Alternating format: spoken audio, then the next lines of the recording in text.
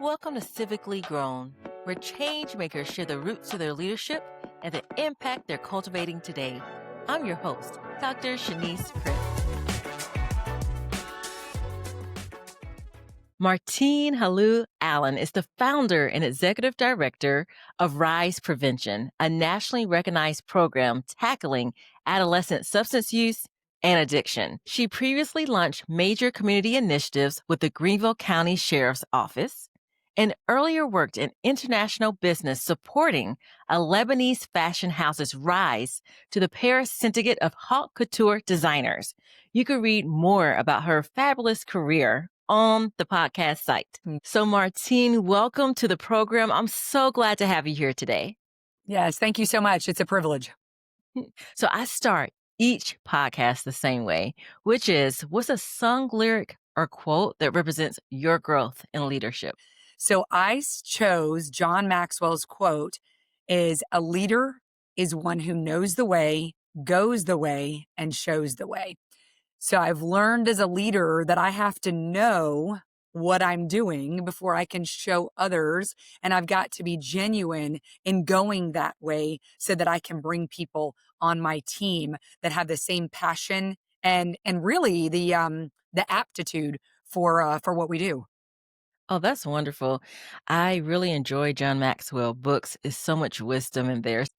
So at this show, we're looking at how we got our leadership start. So can you just give me a little summary of some of the activities you did when you were younger? And then we'll focus on something specific. Sure. So that's why I'm so excited to do this podcast with you, because so much of the early leadership opportunities that were given to me by teachers, by counselors, by school administration, really shaped who I am today as a leader, but really made me believe that I could lead. So we're talking about, being given lead roles in plays, in elementary, middle school level, being part of, Teen Leadership Connection when I was at Hillcrest Middle School. That was a really, really great program. And just a lot of different leadership opportunities that were very diverse in what they allowed for me to do. But let me be a peer role model. I loved that. And then the great opportunity that I got when I went to Hillcrest High School and was asked to be a part of our YIG delegation in my senior Okay, year. tell people what YIG stands for. Okay, so it's Youth in Government, and it is a phenomenal program that is run by the YMCA and has been for many, many years. In fact, I'm even a chaperone to this day with my son who's been going to YIG for the past 3 years. Oh, that's really exciting. So let's dig more into an experience. What's something that really stands out to you as vivid in a leadership lesson you learned from one of your youth leadership experiences? So I believe that one of the most vivid experiences that I had was when I was at Hillcrest Middle School. There was a program there called Teen Leadership Connection, and it basically picked the students they believed had natural leadership skills. Took us to a camp where we stayed overnight for about 2 or 3 nights. I can't remember exactly, but what was vivid to me is us doing ropes course. And I was really, really scared, like, because I had never done anything like that before in my life.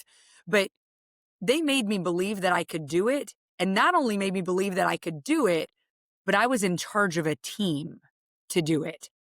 And so putting me in that uncomfortable situation where I had to overcome my fear, but also trusting that I was safe was really important to me.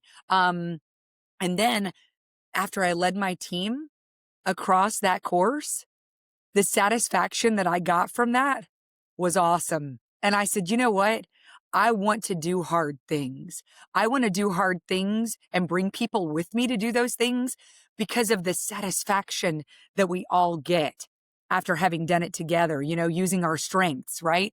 So I believe in strengthening strengths and not strengthening weaknesses. And that started for me during that ropes course when I was in middle school. Oh, that's a beautiful thing. I've had the opportunity to do a ropes course as well, and it can be terrifying. But when you actually do it, it's Yes, like a feeling absolutely. like no other. Yep. I want to follow up about the youth in government because I saw that had an award from that time. So can you tell me more about that?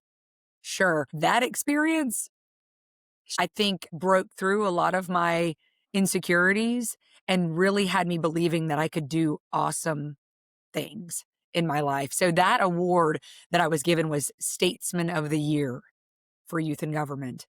And that is a very, very prestigious award. And you were given that award by your peers, but also from the people that organize the events when they saw that you were a natural leader, that you would be very bold and courageous to speak on different kind of bills that were being passed, that you would support fellow delegates and helping them to get their bills passed. So there were a lot of different criteria that went into that award.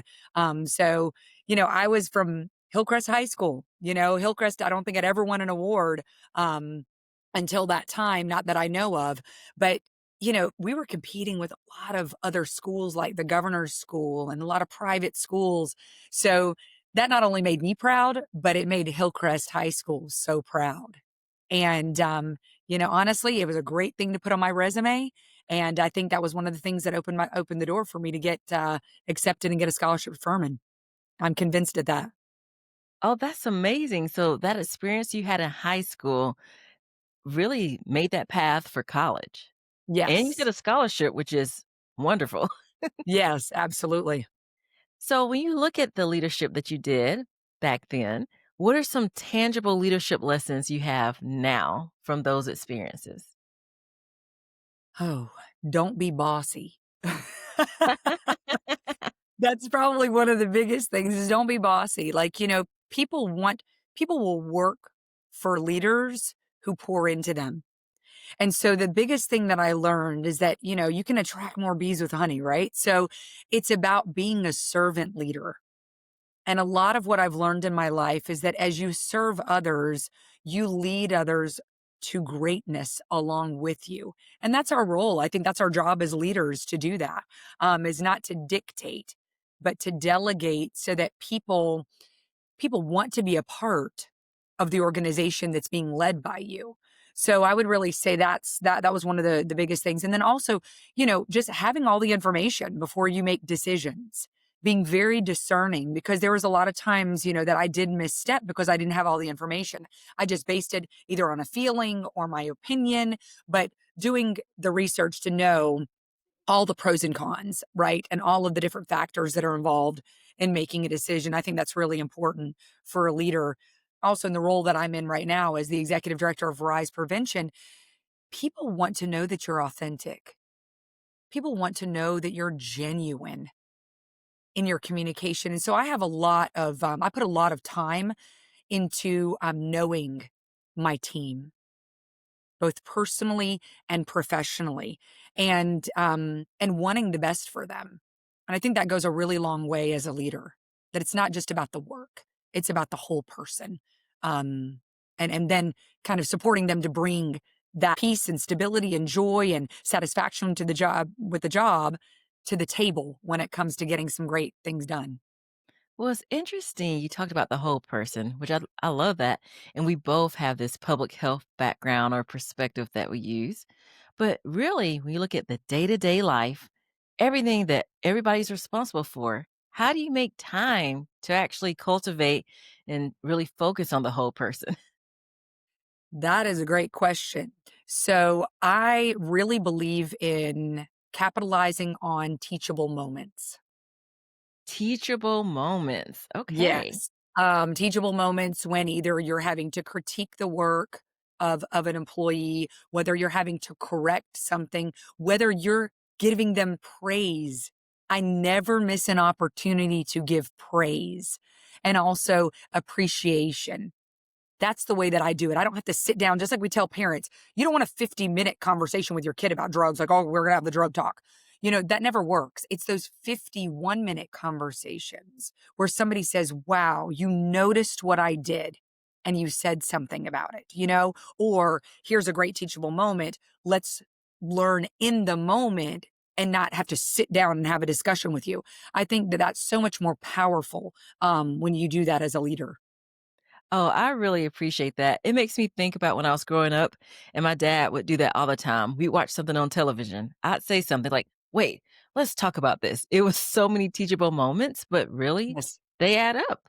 I Yes, realized yes. that we both went to the same middle school. And, Yeah. and when you were talking about the teen connection leadership. Yeah, I think when I was there, it's called Natural Helpers because we went to the ropes course and did that as that's well. it. Yeah, they renamed it. Mhm. And so that was pivotal, and it's such a small world. And it's such a small world, and, Mr. Russell, Lord rest his soul, he was a huge mentor for me and was very impactful in my life, in fact, Hillcrest was the school that I needed at the time in my life when I was going through a lot of tumultuous things at home, and I'll never forget the moment that they called my name and gave me the Citizen of the Year award in 8th grade. It was It was back in 8th grade, and it's still one of the most important moments of my life because I knew that the only thing that I could stand on in my life and build my life on was my character. And Mm, so to be recognized for that was really important to me. But if it hadn't been for the administrators and the teachers and the counselors, then, that award wouldn't even exist. So they knew the importance of that then, and I really appreciate that. that is lovely to hear, the power of a school and the people who work Mm. there. How did Mr. Russell mentor you? You said he was a great mentor to you. I'd love to hear more about Yes. that. Yes. So he mentored me to basically have me still excelling when I was going through a lot of tough times at home. He would care about me. When he would see me coming into school and he knew that, Martine has not had a good morning, he saw my potential and wanted to always try and mitigate those things that maybe I was coming in with some chaos or emotional baggage that I was carrying into school. And he mentored me to show me how I could basically just be resilient and just focus on school that day. Just focus on it. He kept saying, Martine, you're going to do great things. Martine, you're going to do great things. I believe in you, girl. I believe in you you know, those things. And I just, and also just pouring into me as far as, hey, I got a great leadership opportunity for you, or I'd like to nominate you for this. Or when he went to bat for me, when the Beta Club was having a trip out west, Mhm, they went by bus and I couldn't afford the trip. I was with a single parent and, a lot of mhm. instability. So could not afford that trip. And he went to bat for me and said, I want you to go on this trip and was helped me to find the money to help me get a scholarship to go. Oh, Yep. I love hearing about that. Thank you so much for Oh my gosh. sharing. Listen, I'm sitting here trying to hold back the tears talking about it. And I think that's why I do a lot what I do today, because you never know. The person that could change your life does not have to be somebody that's related to you. It's somebody who sees you and says, I want to help you. I want to pour into you.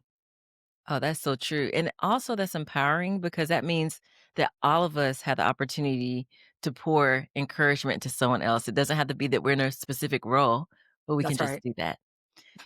So let's shift to your work now. When was a time you felt that your leadership made a real difference? The time that I felt like my leadership made a real difference is here at RIZE Prevention. So grant funding is not guaranteed. No, And it's so not. this is a nonprofit. We are at the mercy of grantees, right? Or grantors, however you're going to say. And so there was a time when we lost a potential funder, not because of anything we did, but because of changes in how they were giving money. In fact, they just cut off any funding from this source. And so we had to figure out what were we going to do to make up that deficit, which was going to be really serious for us because we were also growing. Like every year, I'm doubling the number of schools we're serving. We're doubling the number of students. And so we even have a wait list now for schools. And so I was like, oh my gosh, what are we going to do? I think that the best thing that I did as a leader for my team, because you got employees, right? So they're like, oh my gosh, how are we going to get paid? Do I need to start looking for another job? You know what I mean? So you don't Right. want them to check out because of fear. And it was my own internal work through a lot of prayer and really surrendering the situation to the Lord to help me be stable in the reaction to it, but be resolute in knowing that just because this funding left, we will get more funding because I believed in the power of the program and what we were doing. I didn't just throw up my hands and go, oh my gosh, what are we gonna do? Oh my gosh, because they'll feed from that from you as a leader. And so I really did my best to come in and say, we did lose this, but we will continue. I know there's more funding out there, and I am convicted that this is just a challenge that we have to overcome as a company, just like we got to overcome challenges as an individual, right? It makes you have to be resilient. It makes you have to rise above, right? The Mhm. circumstances. So I use that as an opportunity and a blessing to us and said, let's look at this as an advantage because we need to diversify our funding portfolio anyway. So this makes us have to do that. So I think that that was my greatest time as a leader for my team, and they saw that I was going to be the one that was going to be there on the front lines with them, and that I'm in it with them. And it sounds like too that they believed you. Did. You Oh, yes, spoke they with did. conviction. You were like, "This Yes. is gonna happen." Yes. And what did happen, Martine? So we were able to get the funding that we needed. We got another grant instead. So my team stepped up. We ended up applying for more grants that we had ever applied for before. They started a fundraising campaign. They were all about it. And just they were so like saying, okay, you know what? We're going to do this. And they came together collectively as a team. And then we ended up getting 2 and 3 other avenues for funding and sources that ended up coming to us. And so it was really awesome because they ended up getting to flourish in leading their own projects. And they were actually really excited about it and very thankful for the opportunity to get to make their own difference, a tangible difference, and keeping RIZE Prevention operating. Oh, now that's a great story. Yeah. How do you see the young people in your RISE program? How do you interact with them? Well, our prevention approach is universal. So when we go into a school, we don't just pick out certain kids that are part of our program to benefit. Mhm. We serve them all because everybody's like, oh, do you serve at risk youth? All youth are at risk in today's society, if we want to be honest. And so every one of them deserves the opportunity to hear the message that we give. And we give that message through love. We love them into greatness. We meet them where they are, and we have to get to know them. I've got to understand what they're going through as teens and adolescents to try and navigate this environment. But also, we are their advocate. We are their champions to say we are here for you. So it's like, I'm giving back to them what was given to me and also what Right. was given to all of us on my team. All of us on my team, we we all have our own experiences. But what we have in common is that there were mentors that changed our lives. And so that's the way that we approach substance use prevention. We mentor these kids into loving themselves, believing that they're valuable, believing that they are significant, and that they have a future worth pursuing and protecting with their decisions. That's the key. So one thing that really stood out to me is that you said you love them into greatness. Wow. Is that Yes. y'all's motto? It is a pseudo motto. Our motto is stopping addiction before it starts. And people say, well, how do you do that? And that's when I reply, we love them into greatness. People have to be motivated to want to be great, right? And love does that like nothing else. I could see T-shirts and everything else with that on it. It's really Girl, you're awesome. speaking my language. We're about to start a merch line, and that's one of our taglines that we're putting on our shirts. Go, Okay. Shanice, go. I'm gonna have to get one. It sounds like That's a all great right. tagline. That's all right. I'll gift it to you. Oh, thank you. So all leaders face challenges, and you've talked about a challenge that you've overcome already. Is there any other examples from any part of your career where you struggled and what helped you overcome that specific challenge? Specifically, I will say one of my greatest challenges when I transitioned from the sheriff's office. There was a scandal going on with the sheriff that I was working for at the time. That was the greatest challenge of my life, was being employed in that agency while all this tumult was going on. And I was trying to do these great things and had done great projects. And I knew that because of the politics that I was going to have to transition out. I had 2 kids, which I still have. But 2 kids at the time, was a single parent, trying to make it, trying to get my life back in order, because I had lived in Lebanon for 10 years prior to coming back to the United States.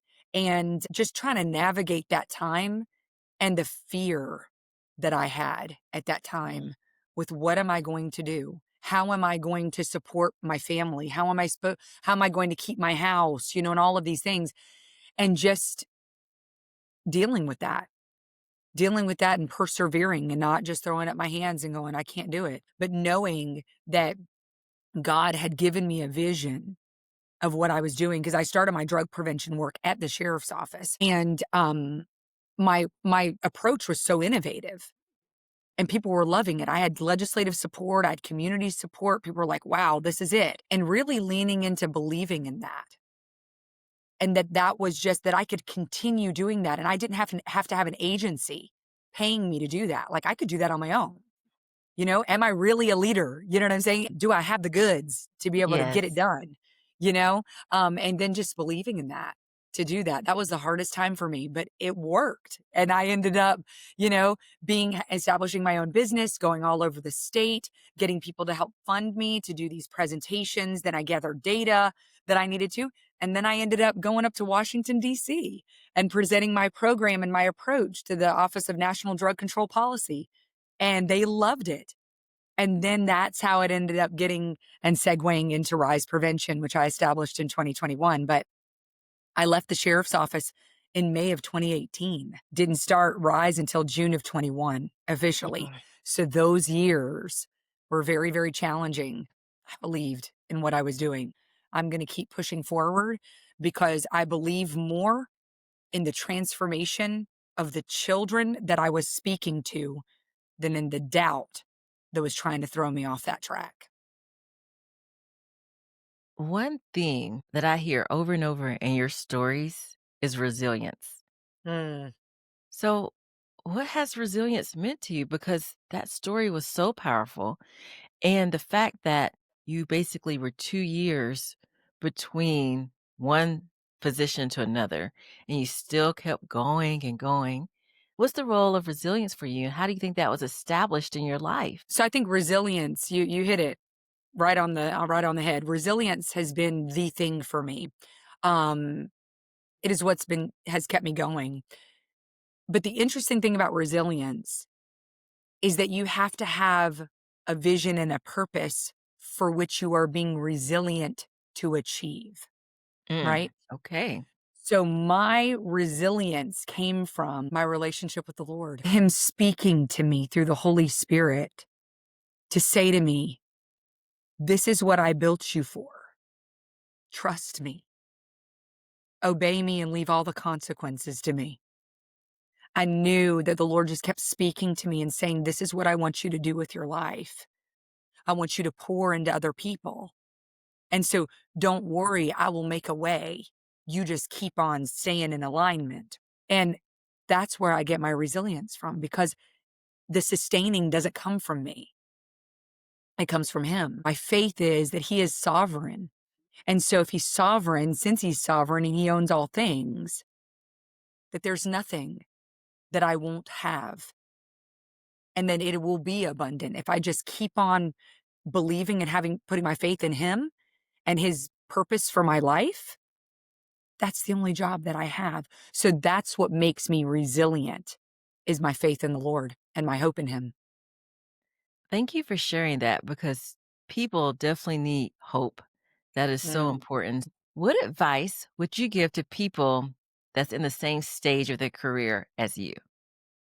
Learn about servant leadership. Learn about the power of serving others through your role as a leader, and never ever think that you have learned it all. There's always something there to learn, and to be humble enough to say, there's always something for me to learn, right? And also, I would say, welcome challenges. Like, be okay with that. Don't try and protect everything to where you're not going to have a problem. Because number one, that never happens.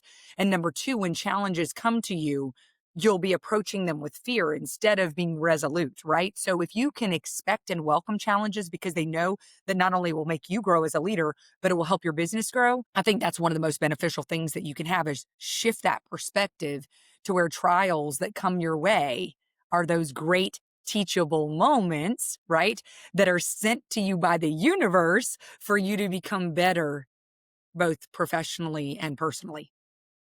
I appreciate that because sometimes people look at trials, it can be something that can crush them. And I'm not saying it's easy, it's not easy. So we will acknowledge that it's hard when you're going through a trial.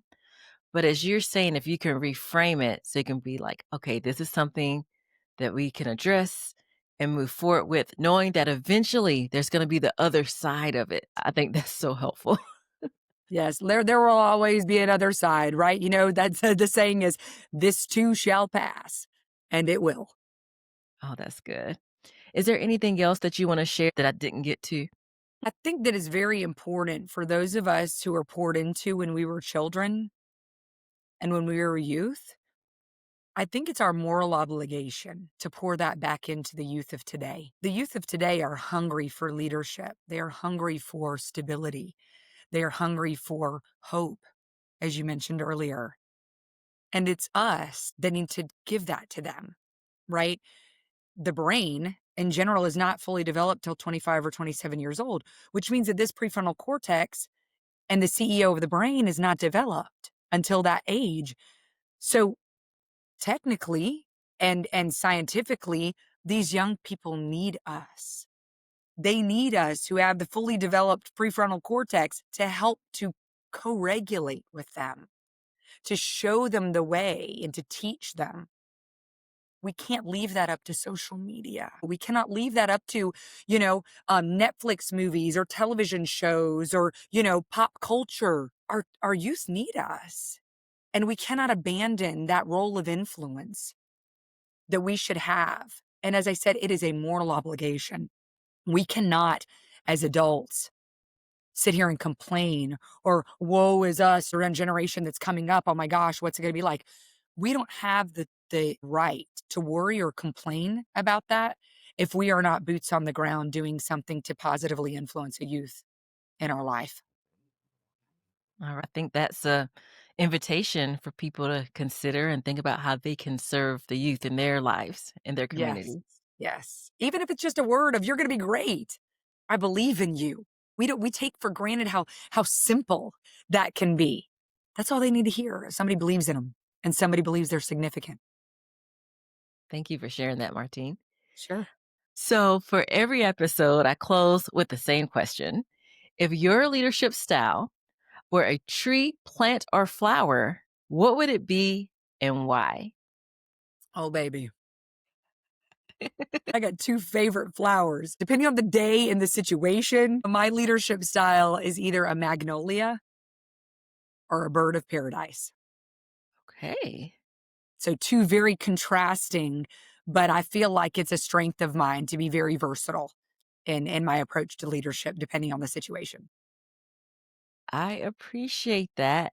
You're the first guest to give two different flowers. So I love that. And we can be creative here. And so that's Yes. awesome. Martine, I just really appreciate your time today, your insights, and your passion for what you do and what you do for our community. Thank you so much for being a guest today. Thank you. It was a privilege. It was really, with all that you do for our community, it was an honor to be on this podcast with you today. Oh, thank you. Thank you for listening to Civically Grown. Remember to like, subscribe, and share. Until next time, stay grounded and keep growing.